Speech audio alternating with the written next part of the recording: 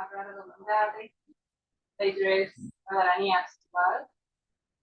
So I was wondering if this pastime was the same day of Gopastami, was a different day, but the same day.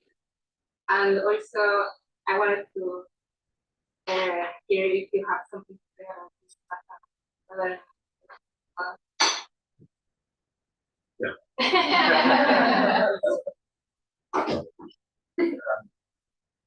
I think that's promising.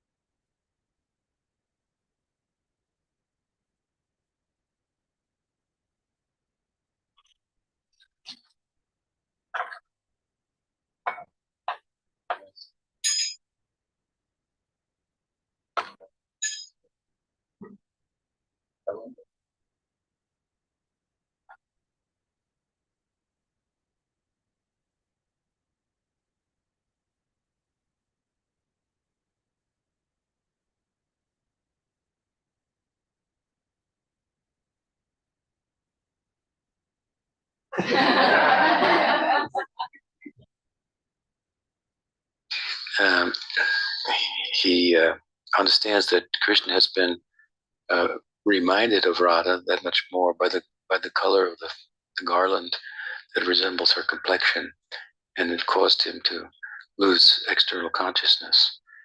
So he's in a very critical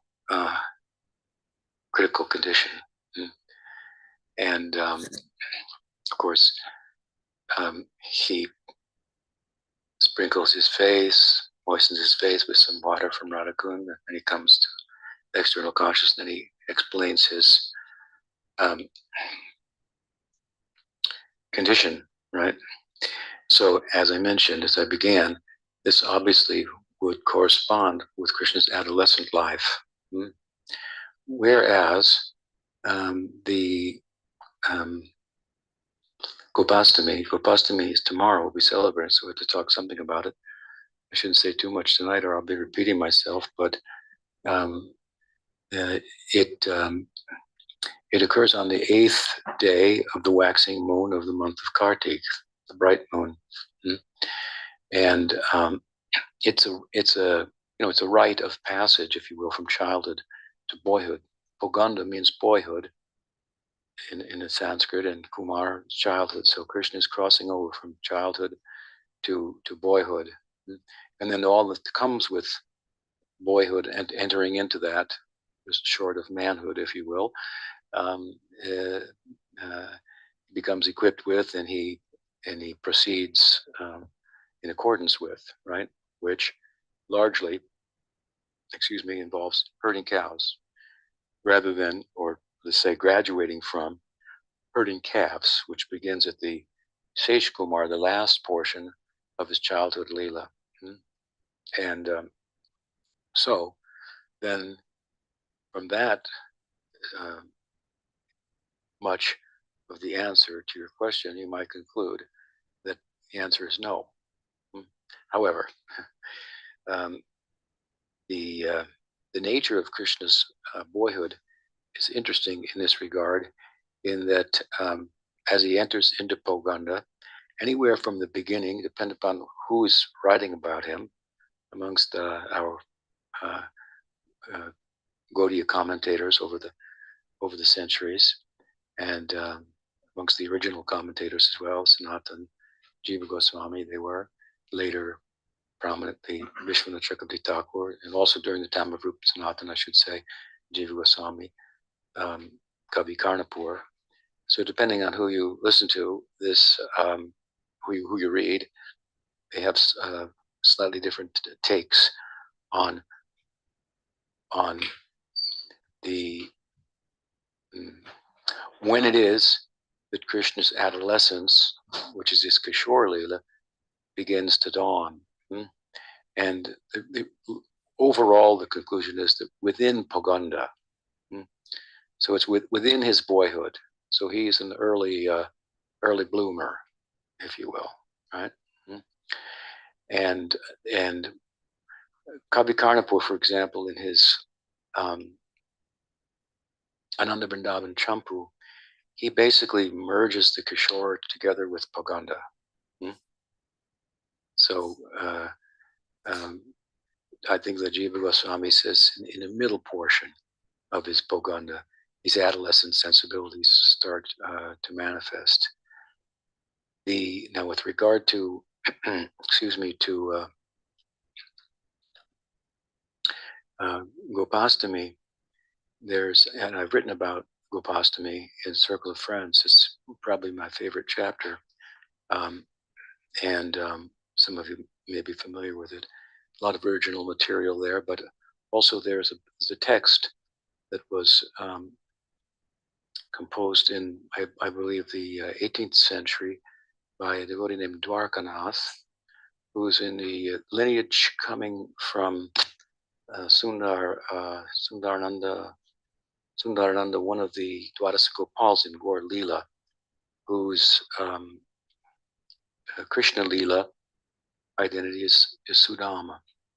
The famous Nayanananda Thakur comes in the same lineage, and he penned an important book with regard to fraternal love entitled, what is it called? Preyo Bhakti Rasarnava. Preyo Bhakti Rasarnava. So Preyo Bhakti Rasarnava is kind of an overview, some measure of detail about the nature of Sakyaras. I've drawn on it here and there in my recent publication Circle of Friends.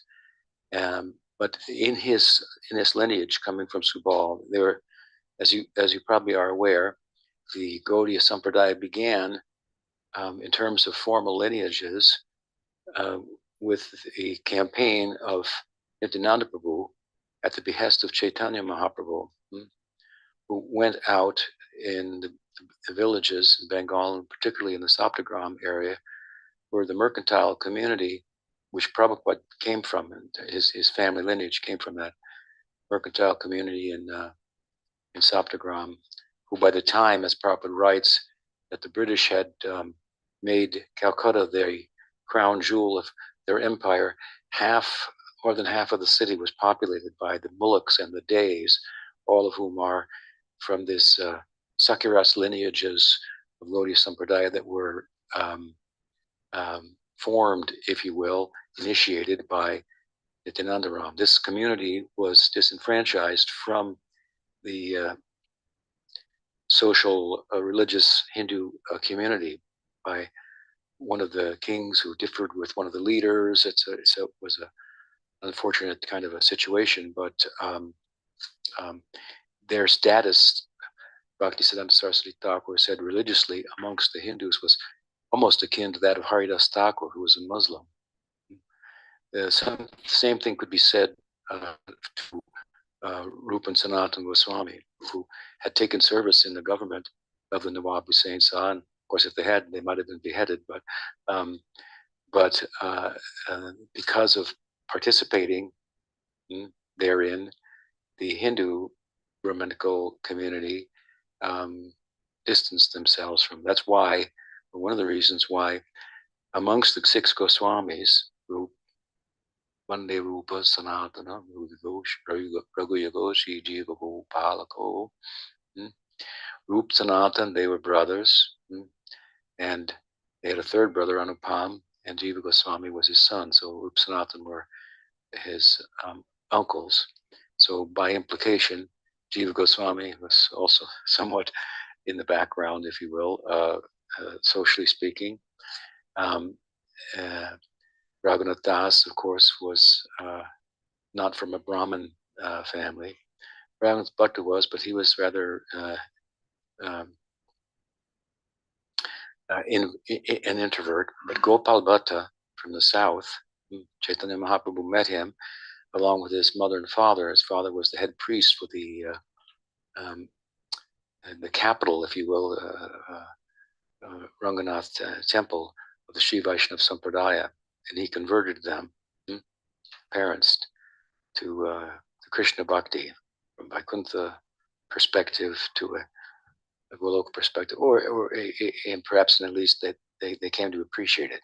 But Gopal Bhatta had a Goloka type of destiny, and Mahaprabhu told him that you go to Vrindavan when your parents are settled and taken care of, and then you go to Vrindavan. Don't come with me now. Take care of your parents, and then I'll meet you again in Vrindavan. Of course, he didn't ever come there in one sense, but he sent his seed and his cloth, dhoti. I have a string from that dhoti, and the implication of that was that in one sense he had come in those forms, and secondly that Gopal Bhatta, being from a paka means like ripe, like just right, Brahmin family in South India, would be a good person to be the main initiating guru, because in the Varnashram system, Brahmins would initiate, and also within Vaishnava Sampradayas and so forth, they held a high religious position of overseeing ritual rites, worship, and so on and so forth, teaching and so on. So this is a new Sampradaya, and they're teaching a very radical idea at the time. What is that radical idea in terms of philosophy? Say it in 4 words. Bhagavan Swayam is a radical idea. It's a very important idea to us, as I've mentioned. It's worth repeating. If Krishna is the avatar of Narayan, then there's a problem for us. Because if Krishna is the avatar of Narayan, that means that as the other Leela avatars of Narayan appear within time and space with the purpose of bringing us out beyond the confines of time and space, they display certain Leelas, and then they enter back into Vaikuntha, into Narayan ostensibly. Narayan may show himself in that form to those particular devotees and so forth, but their Leela, as it plays out, is something for this world. And so if Krishna is such a Leela avatar of Narayan, then the romantic life, Madhurya Rasa, Sakya Rasa, Madhurya Rasa, which have no place in Vaikuntha, they don't exist in Vaikuntha, that there'd be no place where you could participate in those Leelas. That would mean that Krishna's Leela is not a portal, is Prakat Leela, a portal to an Aprakat Leela, where those sentiments that drive that Leela are present, and such that you can attain such a status. You understand? In Vaikuntha, there's only Dasya and Shantarasa. There's no Sakyarasa. Narayan doesn't have a friends, buddies, bosom buddies, comrades. He has Lakshmi, but no one can become Lakshmi. Lakshmi is not a jiva. So there's no jivas there who have a romantic relationship with him. He doesn't have a mother or a father. So this means Vatsalya, going backwards, Madhurya from the English I just get to Sakya, they don't exist there. So if Krishna is, you understand, so if Krishna is a Leela avatar of Narayan, then then what are we doing? Right? So that's why in the seminal original Gaudiya text, Brihad Bhagavatamrita, it has two divisions, two cantos, right? The first canto is who are the devotees who receive the highest mercy of Krishna, something like that, right? Narada Muni is the protagonist, taking us through different lokas and so forth, meeting with Prahlad, meeting with Hanuman, the Pandavas, Uddhava, and so forth and so on. Each one is saying, "Oh, I'm not the best devotee by any measure. Go to so and so and so and so," and we go up through what, from our perspective in this world, is a hierarchy. It should be noted here as an aside that the hierarchy idea is only an idea that pertains to this world. It does not pertain to that world itself proper. There, all of the different statuses are full recipients of Bhagavan's mercy relative to what they are constituted of in terms of a swabhav, or an inherent nature that corresponds with his will. Why different devotees worship different forms of the Lord, attain different rasas. This has to do with Bhagavan's will and your swabhav, and the two correspond. So you can't be more than what you are, and you don't want to be, because what you are is very beautiful, whatever that may be in that world, right? It's all beautiful. So, but however, if Krishna, well, I was saying, so in Brihad Bhagavatamrita, after the gopis' love has been extolled by Narada, when he finally gets to Dwarka and he creates some confusion there by mention of the Braj Leela, Krishna goes into a trance and everybody has a heart attack. What's going to happen with him, and so on and so forth. It's a big affair, and ultimately Krishna comes out of the trance, and of course Narada apologizes. He says, "I came here to Dwarka and I created a problem. Please forgive me." What does Krishna say? He says, "Gadopakari smritidapriyanam," and this is the Mahavakya of that first canto of Brihad Bhagavatamrita. Gadopakari smritidapriyanam. He's talking to Narada, right? And very affectionately he says, "No, don't think like that. Gadopakari, the best upakar, friend, the best friend is he who reminds one of his beloved," which is what Narada has just done, of course. And Narada is in Sakyabhav.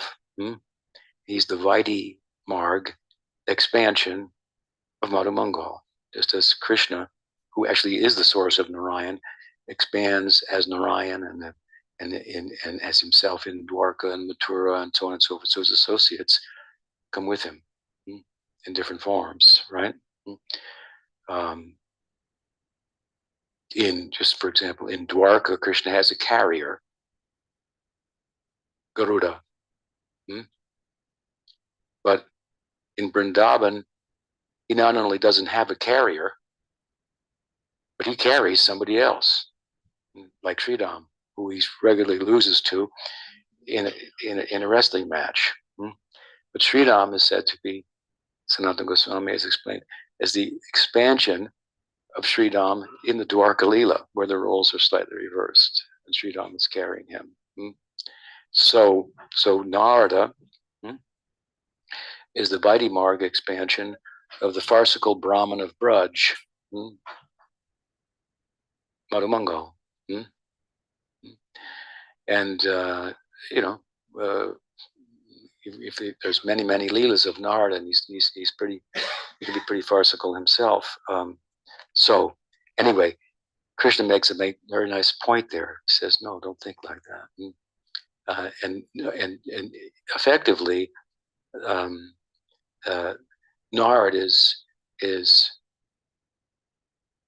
by doing what he did and being told as he and replied to as he was by Krishna, it's as close as he could get in his Vaidhi Marg form as um, as he does as Madhu Mangal, as a Priya Narmasaka, who participates in Krishna's romantic life and pacifies him and helps him to um, be successful in his romantic life and so forth, with a little humor.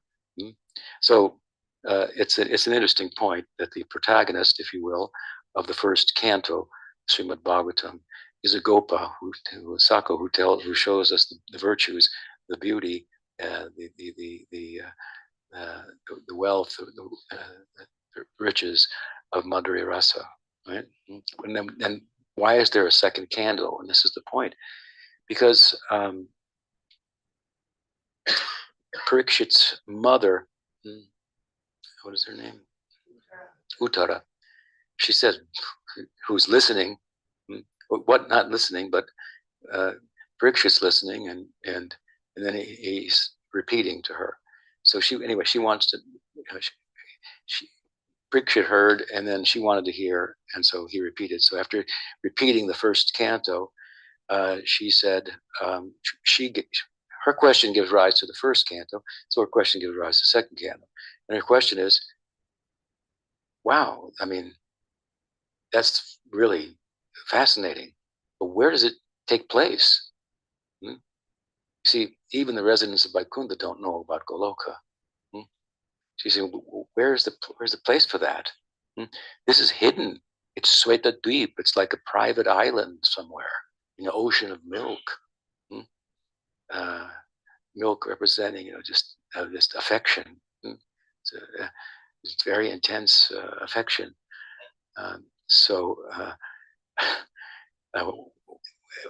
It's there, if you will, in the scriptures, but you need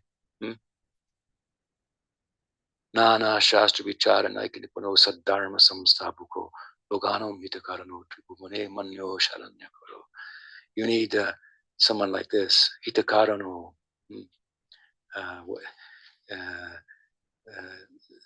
someone with universal compassion. This is the verse of Srinivas Thakur. He's glorifying the six Goswamis. Nana Shastra Vichara Naikanipuno Saddharma Samsthapuko. Lokanam means people of the world. Lokanam hitakarano. Out of great compassion for the people of the world, they excavated from all of these sacred texts of the Hindus. They did what Narada told Vyas to do. On steroids, they did it. Narada had compiled all the texts, but he did not feel quite satisfied, and or Vyas had, and Narada appeared on the scene and told him why. He said, because you have written about karma and gyan extensively, and these are like universal principles. There's ignorance and the movement that arises out of it, and there's the stillness and the knowledge that it arises from. That's karma and gyan, right? Karma means we are moving and exploiting. We're moving and taking because we feel that we need to add something onto our life in order to be full. We've identified with a body that has needs, and a mind has needs, and so we're trying to fulfill those needs. But of course, we're not the body, right? So this is ignorance. We're pursuing things that don't endure, as I often say, in pursuit of enduring happiness. I mean, that just doesn't make sense, right? You follow? If you want enduring happiness, are you going to get it from something that doesn't endure? Does anything in this world endure? Do you want enduring happiness? Yes, so you're a smart young lady. See?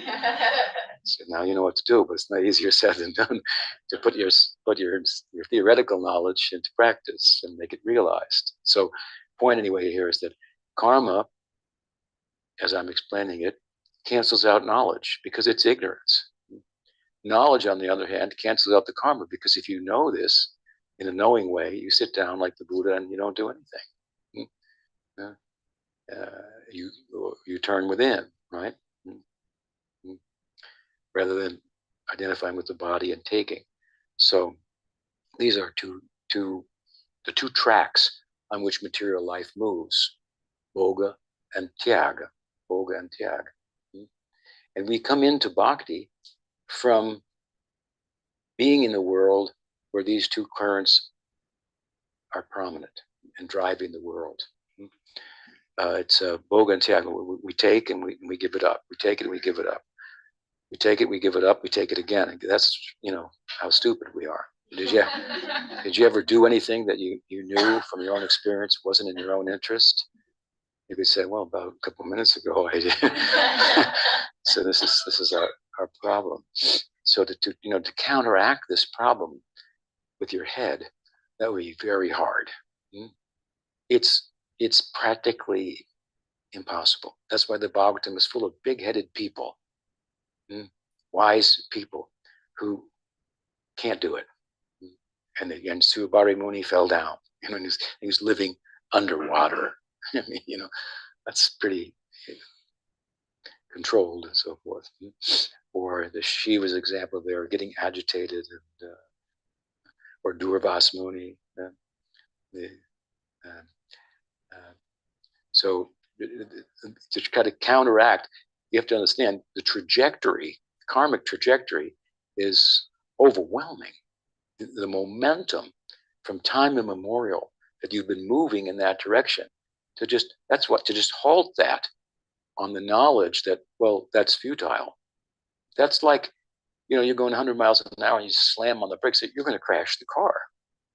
That's why Krishna says in the Gita, shh, don't tell that to everybody. Their minds would just be disturbed. Isn't it? He says it. This is the precaution. He says, don't give ignorant people knowledge like that. They can't take it. But he doesn't prescribe that same, or proscribe.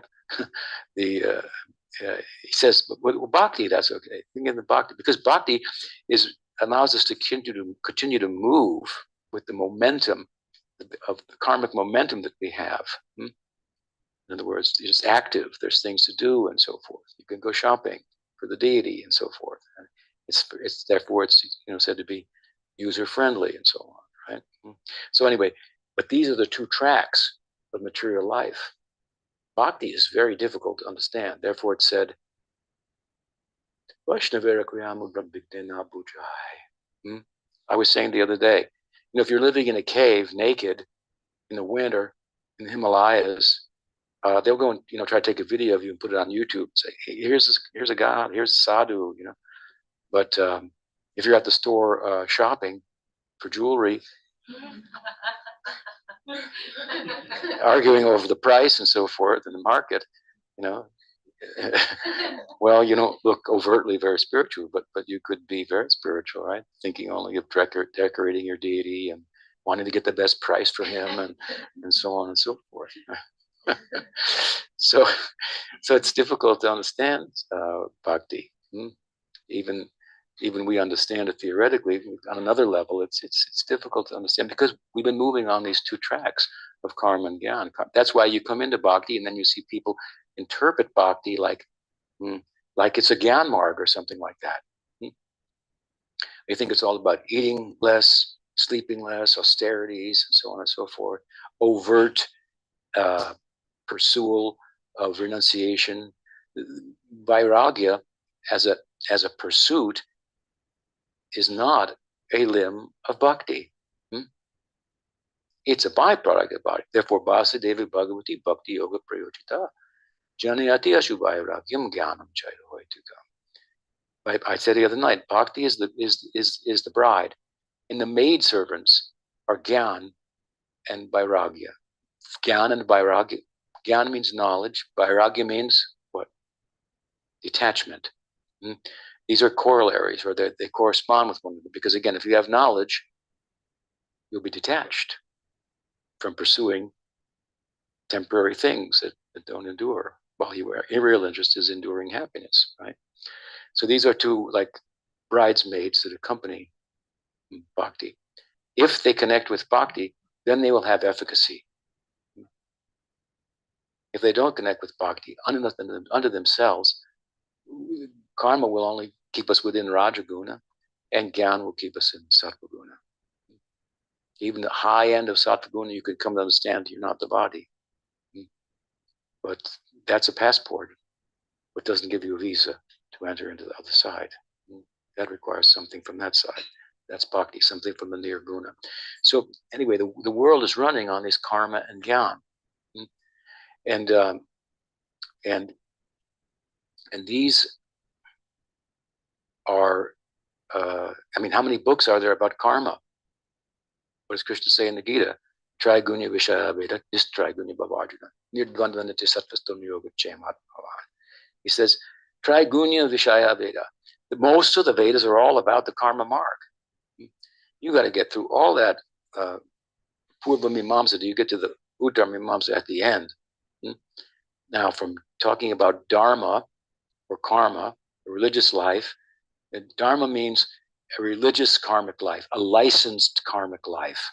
You're going to license your taking. You're going to license it so that the effects are not going to be entirely negative. In fact, they're going to be positive in a very kind of gradual way, right? And the real fruit of taking with a license, if you will, by adhering to the scriptural injunctions with regard to if you want a wife, you want a husband, you want this, you want that, there's a ritual, there's a prayer, there's a, and so on and so forth. The real fruit of what you get from this is not that which you wanted, but the faith that you get in the text itself. It's magical. And then when you have more faith in the text, as that grows, then your inquiry into Dharma becomes complete. And now suddenly you have adhikar to inquire into Gyan. Atato, from Atato, Dharma Jignasu, we go to Atato, Brahma Jignasu, inquiry about Brahman. This is the gradual idea. Now, and Gyan ends in the idea is mukti. You got Dharma, Artha, Kama. This is all in the greater part of the Vedas. And you got this small part at the end, the conclusion, and that's about mukti, right? Where's bhakti? In our own school, we say that it is Panchama Purushartha, the fifth goal of life. Where's that written in? So this was the problem that Vyas had, and Nard brought his attention to it. Yes, you have not sufficiently emphasized bhakti and its efficacy, by which, in reality, the karma marg and the gyan marg will only be successful if there's some bhakti. Just like in Varnashram. Varnashram means worship all the gods and the goddesses, right? It's a very beautiful idea to show gratitude, which is the beginning of love. Say please. Okay, now say thank you as you teach your children. It's like that. So worshipful, grateful orientation towards the natural world. We pay respect to the sun, to the water, to the earth, and so forth. We're composed of a microcosm of that macrocosm.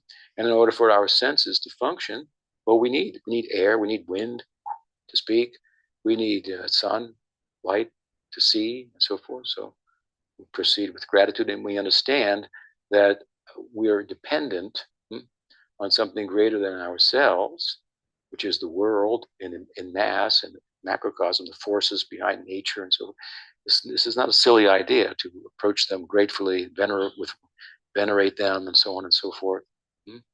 And of course, as I often say, if you love someone, they'll tell you all their secrets. So the point here is exactly what I was saying before. If you really pursue this properly, the karma marg, the dharma marg, same thing, then nature is going to reveal to you her biggest secret, which is that she has a soul, and it's you. And then you go to Gyan, you query about Gyan. So anyway, Nara told him, you have to emphasize bhakti. So sit down in samadhi, meditate on the Prakat Leela of Krishna, the historical Krishna, and write about that. This is then the Srimad Bhagavatam, from the Bhagavad Purana to Srimad Bhagavatam. He wrote it over again. It's the story, right? So as I said, these Goswamis, what they did was they took the Bhagavatam, which is all about bhakti, but still we see it's misunderstood. They thought Vyas didn't do a good enough job, but we don't blame him. Why? Well, because he's not a player in the central drama of the Bhagavatam itself, whereas, as it turns out, Rup, Sanatan, Jiva, we are. You understand? They're gopis. They're in the pages of the Bhagavatam.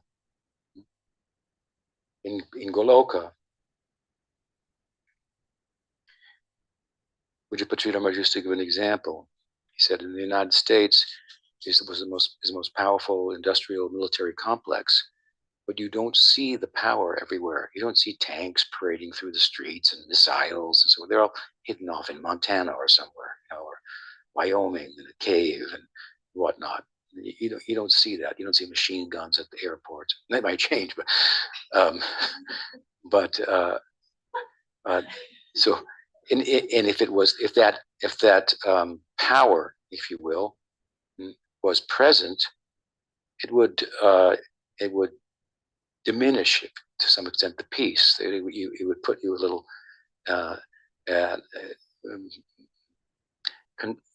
cause for some concern, right? So he said Goloka Vrindavan is like that. All the power is there, but they're young boys, young girls who don't seem to have any knowledge or power practically.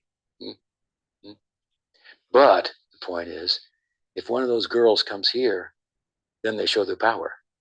That's what Rupa Sanatana and Jiva Goswami did. They took the Bhagavatam and said, well, this is what he was supposed to do, did a pretty good job, but let's make sure nobody misunderstands it. And so then they wrote so many Lila Granthas and so many philosophical, theological texts based on the Bhagavatam. They're all extended commentaries on the implications of the Bhagavatam. And of course, if you read their texts, it's pretty clear what the position of bhakti is. We even call their text Bhakti Shastras. So Nana Shastra Vichara Nikanipano Samtarama Samstapapo Lokanamita Karano Tribhuvane Manusharanya Karo. With out of their compassion, they compile these texts. We hear even the speaking of the Bhagavatam by Sukadev, Karunaya Puranaguhyam. Out of compassion, he's revealed, Sutta Goswami says, these secrets of the Bhagavatam.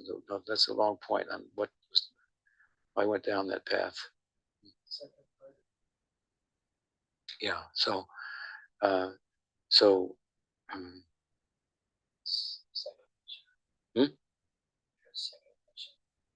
who's second?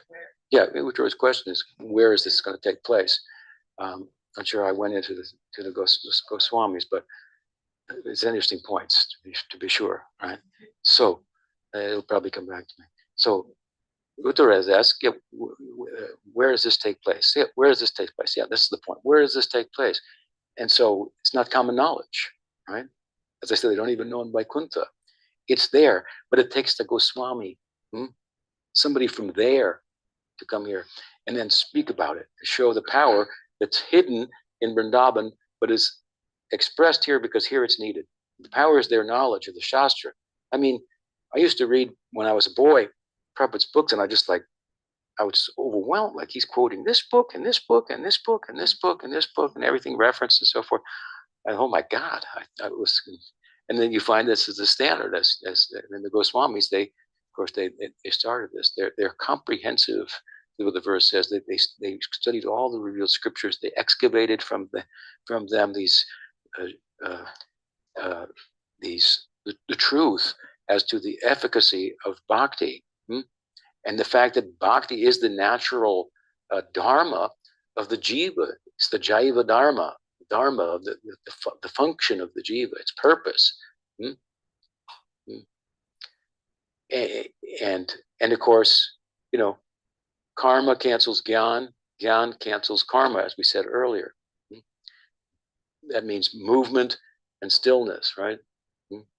Knowledge means you sit down, you don't move in relation to temporary things. Ignorance means you're chasing after temporary things. This is Gyan and Karma.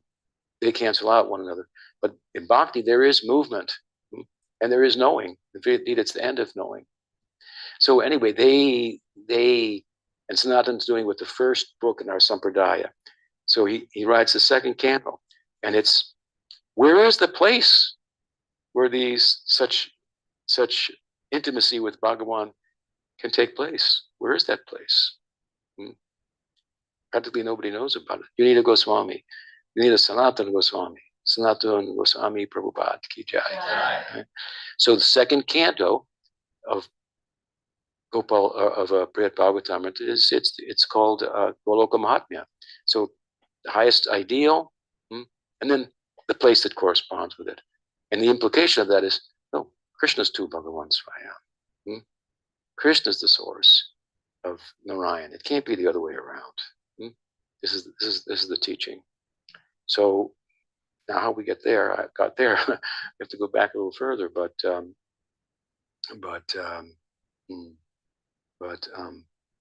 can't remember right. Gopal Bhatta, yes, Gopal Bhatta. He was the principal initiator. When you start a sampradaya, you have to deal with the circumstances and so forth. So given his unblemished, from an ordinary point of view, position, he was appointed as the main guru in the sampradaya. Such was his position. Sanatana Goswami. No. So, at any rate, we'll go back to Subal for a minute here. But well, I say so. The different acharyas have differed about just when Krishna's adolescent life dawns, and I said this Kavi Karnapur merges the two pretty much, adolescent life, Kishore life, and Poganda. And Jiva Goswami says in the middle portion of the Poganda, this adolescent life starts to manifest, and in Dwarkanath's book, Govinda, what is the name of his book? Govinda Balabanaka Nataka. Yeah, it's a drama. It's a Sanskrit drama, and it's a very rare book. I have the text in Sanskrit and Bengali, but there he the central focus of the drama is Gopastami, the Gopastami Leela, Gopastami, and differing as he does to some extent from the others, is he finds that Krishna's romantic life practically begins with his Poganda, and so we so so maybe there is reason to think that the Subalavesh Leela corresponds with Gopastami. It's a little bit of a stretch.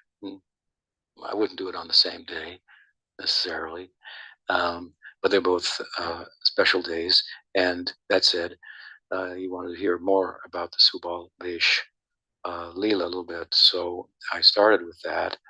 And as I mentioned, Krishna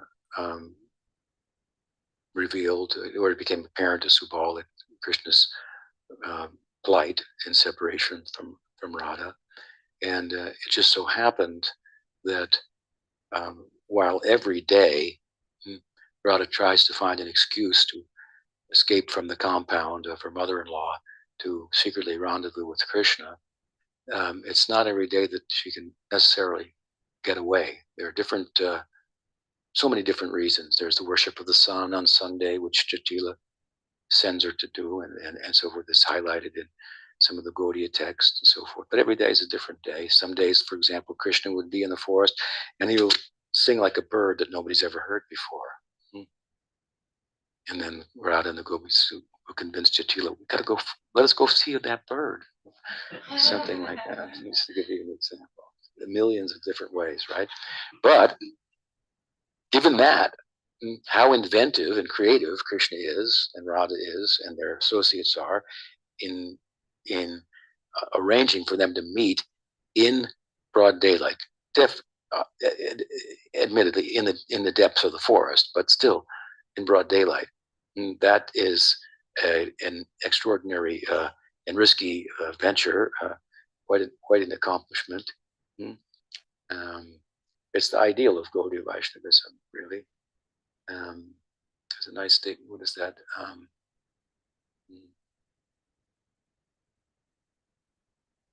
Yeah. Yugal Milan, Sukera Karan. The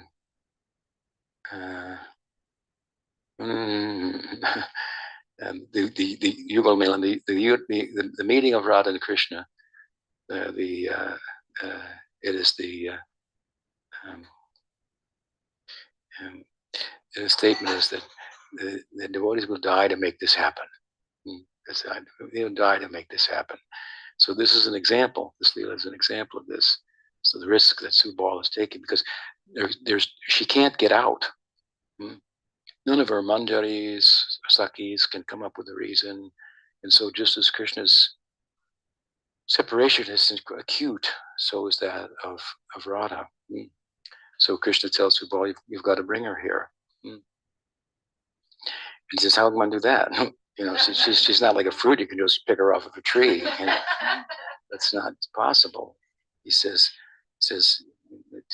he doesn't, the Krishna doesn't give it, just make it possible. So Subal, he thinks that Krishna's necessity is the mother of invention. If Krishna has a necessity, I'll have to invent a way to make it possible. So he heads off, and he, of course, he invokes Krishna Nam, and he thinks that some people say that Krishna's God, so God's name has power. I'll invoke it. If by the power of his name, then I can accomplish this, then my life will be successful. So he comes up with a plan, and he goes and picks up one of the newborn calves. It's a favorite of Krishna. And the calf is big enough to hold and still old enough to run at the same time. So he heads off with the calf, chanting Krishna Nam, and approaches the compound of Jatila, Radha's mother-in-law, and then he puts the calf down, whispers in the calf's ear, twists her tail, sends her in. You go into the gate there. So in she runs through the gate where Jatila's making cow dung patties. So sees the calf go by. Okay, anyway, and then comes Subal, and everybody without an exception in Braj loves Subal. He's just a very likable fellow, and Jatila's no exception. Her only complaint about him is that he could have had a better choice of friends. What can be done? Maybe he'll grow out of it, So, so there he meets with Jatila, and she says, "What are you doing here, Subal?" He says, "Well, this young calf from the herd got loose, and I'm looking for her. Have you seen?" "Oh yeah, she just went in." And Subal says, "Well, he's about to go get her, and she says, "Well, hold on, let me. You've come a long distance. Let me get you a glass of water." This is not what he wants to hear, and I'll bring the calf. You sit, polite, right? I'll bring you a glass of water, and I'll bring the calf. And he has to think really fast now. He had a plan, but now, right, a hurdle has come up, so he has to make an adjustment. Just see the cleverness of these friends of Krishna, right? So he says, actually, recently I've acquired a serious illness, and in order to cure the illness, I have become a devotee of the goddess Durga. And she has advised me that the last thing you want to do is take water from the hand of a widow, and she's a widow. So Jatila thinks, what the heck? You've become a devotee of the goddess? And she told you that? Yeah. And so she says with a little suspicion, can you sing a give me one of your prayers that is in praise of the goddess? So now he's really on the spot. But these boys, excuse me, are very these boys are very expert at spontaneous and original compositions, right? So he composes a beautiful prayer that time, and she's stunned by the prayer, and the prayer has kind of a double meaning because um, the, the goddess Durga, another name for Radha is Durga also. So he manages to praise Radha covertly in the context of the prayer, which is not something that Jatila would think that he's doing, and she understands it as it more overtly would be understood as a beautiful prayer of utter dependence upon Durga. So she's convinced, like, wow, this is fascinating. So she says, well, okay, I'll tell you what, you go in, and the calf is in the back there, and you can get some water from the pump there, and avoid my daughter, Radha's sister-in-law, because you can't take water from a widow. Maybe water's daughter would be a problem too. So she's really convinced by now of Subal's. so anyway, he goes in, and of course then he meets with Radha, and she says, Subal, what are you doing here? And how is my Pran Gopal and so forth? And he said, oh, he's missing you so much. And she expressed her feelings also. So Subal has the clever idea, because they're lookalikes. They're like twins. They're lookalikes. Their hands, their arms, their face, their legs, their feet, they look alike. Only the middle region is different, right? So Subal suggests, I will take your clothes, you will take mine, and you will go looking like me, and I'll stay here and pretend that I'm you. And Radharani says, that's a good idea, but there's a problem, and that's that, I look a little different in the chest than you. So he says, no. That's where the calf comes in. You hold the calf like this. Keep your head down, head out. Right? So she directs him to find the calf who's in the back, and then out she goes, right? And Jatila sees Radharani dressed as Subal and says, oh, you found the calf. Yeah. Okay, there you go. And back to the herd, right?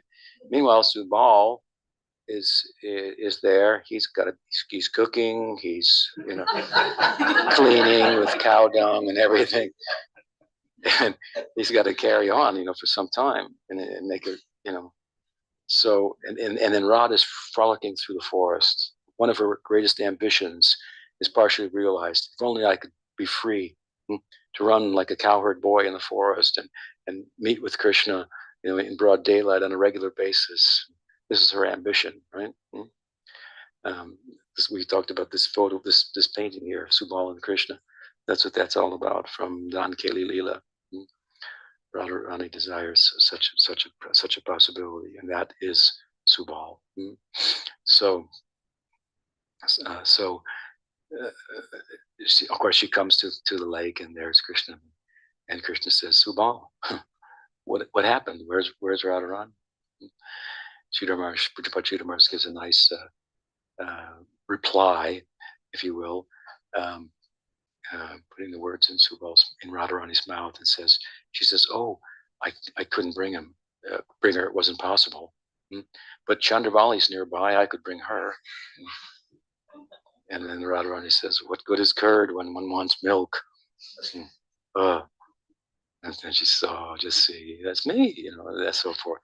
So this story, of course, is often told with emphasis on Radha's and Krishna's necessities in separation and their union and so forth. But there's a way to tell a story that emphasizes the role of Subal, which is significant. It depends on your Bhav, how you're going to look at it, but and so forth. But so now 2/3 of the whole affair is accomplished, but now there's 1/3 has to be Krishna. She has to get back, and Subal has to get out of there, right? And so Krishna is concerned for that, and he thinks Subal, what Subal has done, because first the giver, then the gift, right? What's more important, the giver or the gift? Someone gives you a gift, there should be more dear to you than the gift itself, right? So his feelings for Subal is what he did, how he got this. Of course, she tells the whole story, right? And he thinks, wow, that he came up with all this, how genius and so forth. And now he understands his life is at risk there. He's in the compound, and how's he going to get out and so forth? So of course Radharani went with a like a pitcher or a clay pot to bring some water. Or no, Krishna tells him, bring back some water and go back. And of course she goes back and makes her way in, and then they change clothes, and Subal gets out of there. So that's the basic Leela, Subal Vesh, Subal Ji Ki Jai. It's a little different than Gopastami, but some people combine them together, and there's some scope for that. There are some different opinions about these different ways in which these kind of leelas are explained, and they transcend the explanations themselves. The explanations, the way the story is told, is to emphasize a certain point. Details may be changed in order to do that. We're trying to talk about something that transcends thought and word.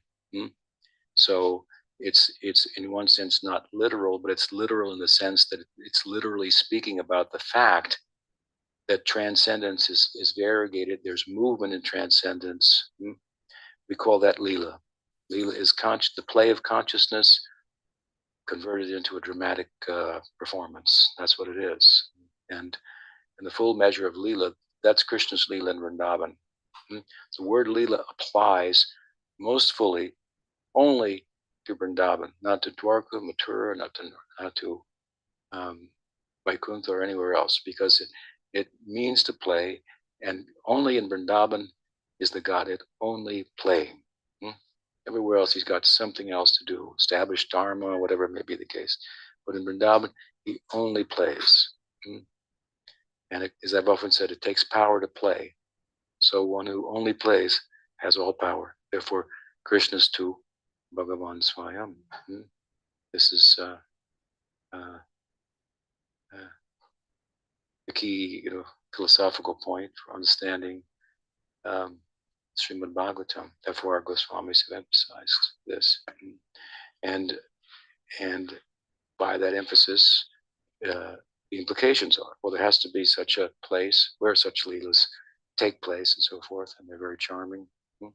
So let us go there. Prakat Leelas is an invitation, right? To take part. Does that help? Yes, good. What else? Yes. I was looking at the painting and how her voice cover Yeah. book last night, and I noticed that Madhu Mangal is the same color as Krishna. Well, you decided that somebody was Madhu Mangal in there. Well, I asked my friend. Okay, because he's dressed as a Brahmin. You mean the cover of the book? So yeah. Well, the cover, yeah. I guess we assume it was Madhu Mangal. Is that Madhu Mangal? In the artist's eye, yes. So there may be some differences.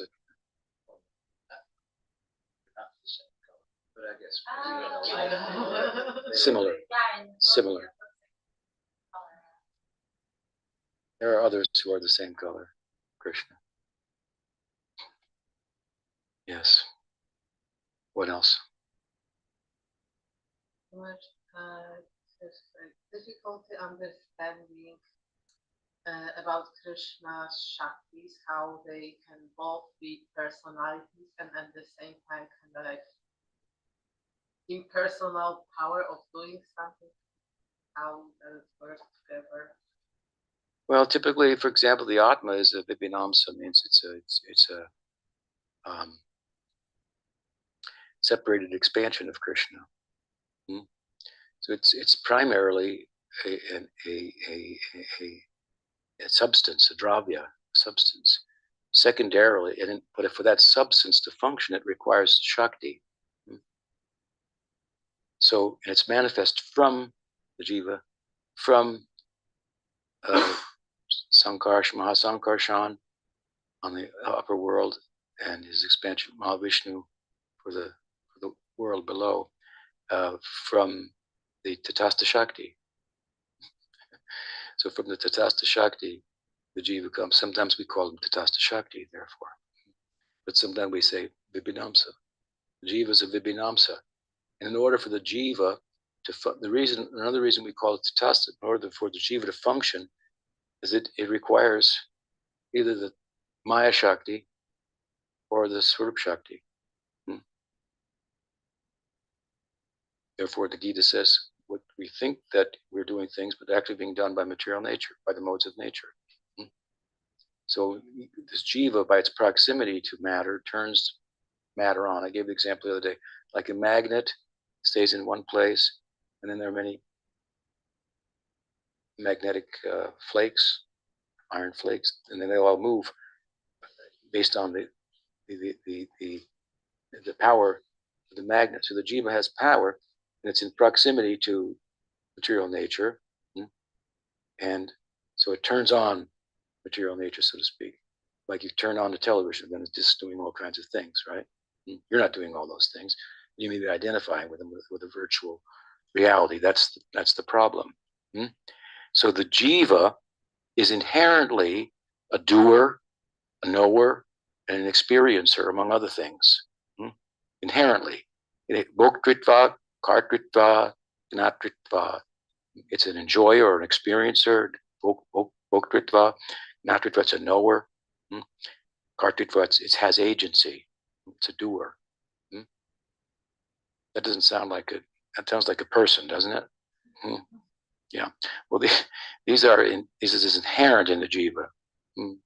This is Jiva Goswami makes this point, and he substantiates it entirely by drawing on the Ramanuja Sampradaya, right? And what they've taught about Jiva Tattva. So in order for the jiva to be a doer, for that doingness of itself to actually manifest, then it has to have Shakti, right? So in the material world, the jiva is indirectly a doer, because the Maya Shakti is extrinsic to the jiva. You understand? We don't mix with Maya, with the Maya Shakti, right? So Maya Shakti is doing everything, even though we are energizing it to be able to do everything. And then we think that we're doing it. So, I mean, artificial intelligence is, they're trying to catch up with Krishna. That's basically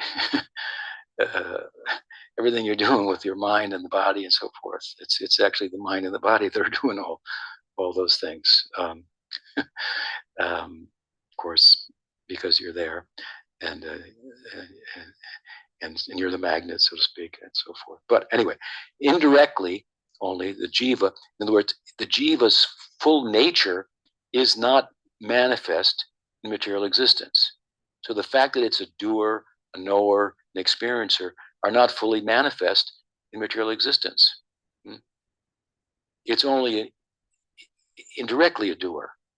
But in the spiritual world, it's directly a doer, directly an experiencer, directly a knower. There's even a knowing power within the Maya Shakti. There's a vidya and avidya aspect of Maya Shakti. Like Sattva Guna is, for example. By Sattva Guna you can know. You can even know that you're not the body by Sattva Guna. So what I'm saying to you is that the Maya Shakti is extrinsic to the jiva. Therefore, the jiva's capacity to express itself as a knower and a doer, etc., in material life is limited. We can say it's indirectly a knower and a doer.